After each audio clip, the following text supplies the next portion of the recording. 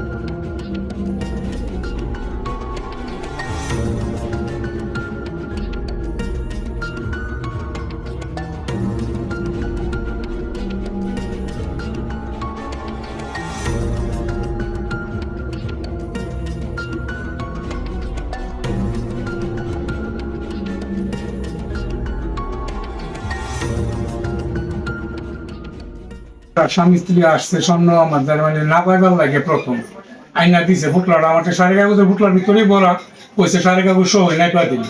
তা আমি সাড়ে কাগজ সহ নাপছি নাক পাশে দিয়ে 10 ভরিতে একটু বেশি আছে। তা আমার কইছে এখন তো ইয়ে করতাম না, 10 ভরিতে বেশি আছে। আমি তার হাতে দিছি, আবার সে হাতে নিছে। হাতে নেওয়ার পর তো আমার কাজ আমি এদিকটা করতেছি। এখন মনে করেন তারটা টানে তার ওয়াইফাই দিচ্ছে, মনে তার ওয়াইফাই ব্যাগে তুইছে। এটা আপনার মোবাইলে আছে, দেখছেন মনে এটা বলতেছে আমার তো ব্যাগ জিনিস নাই দেখতেছি। আমরা সেম নাকি গোলা গেছে বউরে, বউরে গোলা গেছে, বউ দেখছে দেখা দেয় নাই। বউরে সবাই আমার বড় ডালছে, ডাইলা দিয়েছেন নাই। এই পর্যন্ত আমি করতে আর কিছু করতে না, আমি আর কি দেখছি। তা আমি তো আমার সিসিটিভির যা ফুটেজ আছে সবকিছু তারা দিছি আমি। এমনকি আমার সমিতির যে ক্যামেরা ট্যামেরা আছে সব থানার অফিসে গুলা দিছি আমি। আমার বোন আজকে আনুমানিক 12টার দিকে মার্কেটে যাই, স্বর্ণপট্টিতে রূপা জুয়েলার্স এর দোকানে। তো হচ্ছে কিছু 10 ভরি স্বর্ণ নিয়ে গেছিল বিক্রি করার জন্য। যাওয়ার পরে যখন ঢোকার পরে স্বর্ণ ওজন করা হয়, ওজন করার পরে আমার দুলাভের হাতে দেওয়া হয়, উনি আবার আমার বোনের হাতে দিত। এই ঘটনাটা আবার পিছন থেকে দেখায়, সিসিটিভি ফুটেজ আমরা যতটুকু দেখতে পারছি, বাইরে থেকে দুইজন মহিলা এটা মানে ফলো করছে। তো তাৎক্ষণিকই দুজন মহিলা আবার পিছনে আসে। এর মধ্যে আবার একটু ধাক্কাধাক্কি ছিল, আরো দুজন মহিলা ছিল, দোকানটা ছোট ছিল, তো একটু ধাক্কাধাক্কির ভিতরে এক ফাঁকি দিয়ে ব্যাগ থেকে আসলে নিয়ে গেছে।